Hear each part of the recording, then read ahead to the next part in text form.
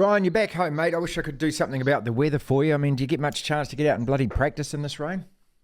No, I mean at the moment I'm quite keen on just having a bit of a break. It's been a busy year. I probably haven't quite played as many tournaments as I might have, but I've done a whole lot more travel, so I feel like the body and mind is a bit ready for a break, should I say? So I'll be putting the clubs away and just being dad, and hopefully getting out a couple of times for a fish while I'm back home, which will be nice.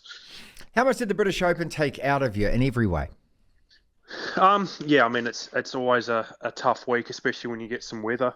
We had a little bit of wind the first couple of days, and then obviously Sunday was pretty brutal, and yeah, I just got a bit of a beating really there. I didn't wasn't playing overly well. I was sort of fighting it a little bit, so everything felt like a bit of a challenge, and yeah, sort of came out on Sunday night feeling a bit beaten and weathered, and obviously didn't really take any form into 3M the following week, and you throw in a little bit of jet lag and everything like that, and if you're not on top of your game on the PGA Tour, it's pretty hard to compete. I mean, it's been rough and tough, hasn't it? I mean, the pneumonia you got at the Masters. I mean, battling that. I mean, it hasn't been the easiest of years, mate. No, it hasn't. I mean, it seems like everything that could happen off the golf course has happened this year. Obviously, some good and some bad. Throw in, I've had a stomach bug, I've had pneumonia. I've done far more travel than I've done probably as a professional this year. So yeah, it's this year's certainly taken it out of me, and um, need a bit of rest, and actually need just some time to actually focus on the golf game as well. I feel like a lot of this year I've just turned up to tournaments kind of hoping it would go okay, and not really having done much work in the lead up, and hopefully a few weeks off, and then I can actually spend some time getting the golf game in shape, and hopefully a big push at the end of the year. Ryan Fox is with us. I know because, looking at it from outside in, I mean, everyone goes about their normal lives, and I suppose for most of us, we just think, oh, yeah, Ryan's playing this tournament, he's playing this tournament. But, I mean, you've still got a life to live, and when you have a new one coming into your life, and then other things that have happened in your family, which have been very sad as well. I mean, it just, you kind of forget that all of this stuff would take its toll with everybody. And, you're out there on your own with a golf club in your hand trying to keep your mind focused on it. It's not easy, is it? Yeah, it's not. I mean, you compare it to last year where everything kind of worked really well. I had the family travel, after those difficult COVID years, everything felt like it was back to normal. And yeah, traveling with a toddler can be interesting at times, Yep. but it was very rewarding as well. And, everything was going well off the golf course, and everything was going well on the golf course. And then you swap it around this year, and it's, everything's been chaotic off the golf course, and trying to compartmentalize and almost use the golf course as my sanctuary to an extent, and I've done a reasonable job of it for the most part Yeah, this year. yeah, But you have. then you throw in, playing a whole bunch of new courses, playing, most of those designated events on the PGA Tour, which is like playing a major every week, playing hard golf courses. Something in the end was going to give, and it kind of felt like 3M was that week where I just didn't have it. I wasn't even close. And I had nothing left in the tank, and it kind of came at a good time, knowing I had some time off at home, and I can just go back and try to chill, try to just get some energy back in the tank really, and hopefully the family's coming up later in the year to Europe, and hopefully that makes things a little bit easier off the golf course, and I can go back and hopefully play some decent golf like I did last year, and try to get that PGA Tour card, whether it's through the PGA Tour or whether it's through the DP World Tour. It doesn't really matter which way it comes. It's that's just the goal at the end of the year, to try to get a PGA Tour card for next year. You played bloody good golf this year too, mate. I know that's probably really frustrating because the times that you have, I mean, you've looked right on the verge. I keep saying, I feel like a 5 to 10 or a 6 to 10 placing at a major isn't out of the question. Some of the golf you've been playing and everything. And I suppose it just brings it back to, it's a snake, isn't it? You got to ride this bloody snake when you play this game.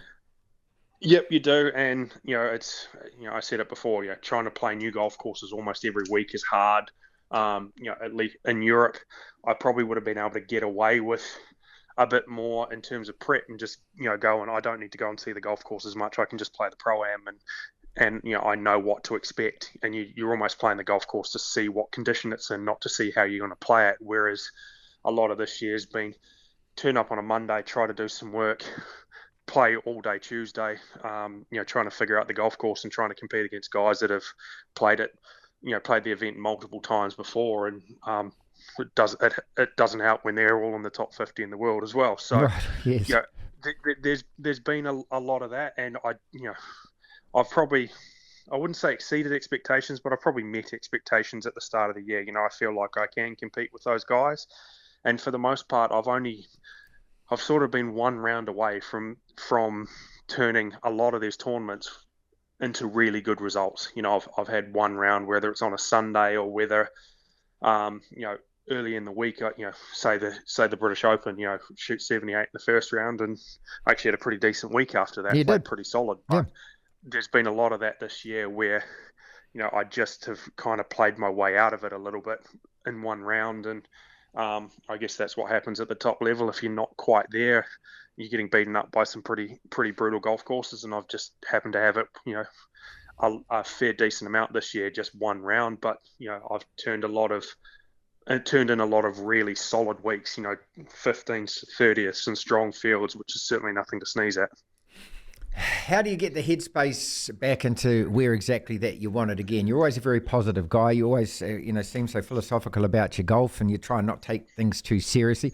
But this is your livelihood. You've got a lot of ambition, and also, you've got a lot of things that you want to achieve as well. So is taking the actual physical time, is that the best thing at the moment, is it? Yeah, I think just purely putting the clubs away for a couple of weeks. I might play some social golf, but I really enjoy that, and I haven't done a lot of that this year. I feel like when I've been home, there's been a whole lot of other stuff going on, and it's just been all of that. So, try to play a little bit of that. Try to obviously do some dad duties and enjoy the time with the family. And I've always enjoyed getting out on the boat, and that's sort of my way of decompressing. So hopefully the Auckland weather lets me do that, once or twice over the next few weeks. We are going to Fiji on holiday as well, which will be nice, just to completely forget about the game. And I think for me, it's I know the game's there. It's just trying to get refreshed, basically, get in the gym, get the body right, and then just get the mind kind of back in it. And I'm sure 5 weeks, it feels like a long time, which is kind of nice, actually.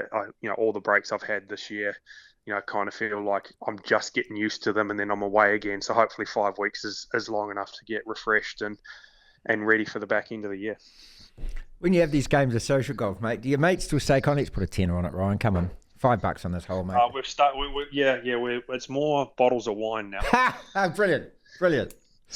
So you just restock your cellar at the end of it, there, mate. I give away a lot of shots. We've started a tradition that we play. They play Ambrose. 3 of them play Ambrose, and I play my own ball. Right. And we play for a bottle of wine each. So if I win, I get 3 bottles. If they win, they get a bottle each. Yep. Which I'm backing you. I'll tell you what. Where do I put my money on, mate? I'm backing Foxy. I've lost a couple of times so far, so I'm out for revenge this trip. That's for sure. Okay, couple of quick questions. We'll let you go. And thank you again so much for your time, mate. You're always so bloody generous with us. I totally appreciate it. So what has to happen between now and the end of the year for you to get your PGA Tour card next year?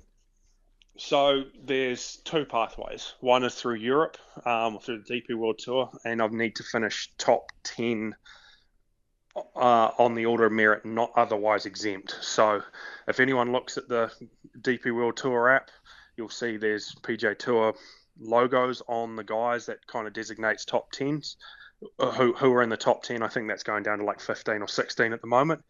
So I'm going back to play 4 events in Europe to start back. And if I do well in that, the pathway is probably going to be through Europe. If not, I'll play some of the fall series in the States. I'm going to miss 2 of the fall series regardless, playing in Europe, but I'll have 5 events I can play from, I think, October onwards.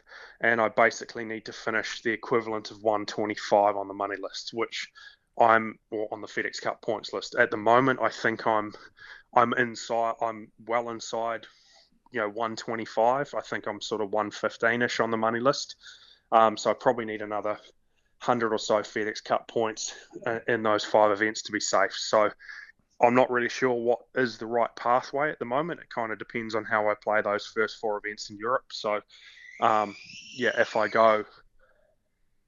go well in Europe, I might stay in Europe and play there till the end of the year. If I don't, I've got to reassess and probably end up going back and playing on the PGA Tour for the end of the year. But as I said, it kind of doesn't matter which pathway I take. They both end up with the same goal. So it's kind of, I've got a foot in both camps at the moment, and I'll probably know more come the end of September, early October, of which pathway is going to be the best one.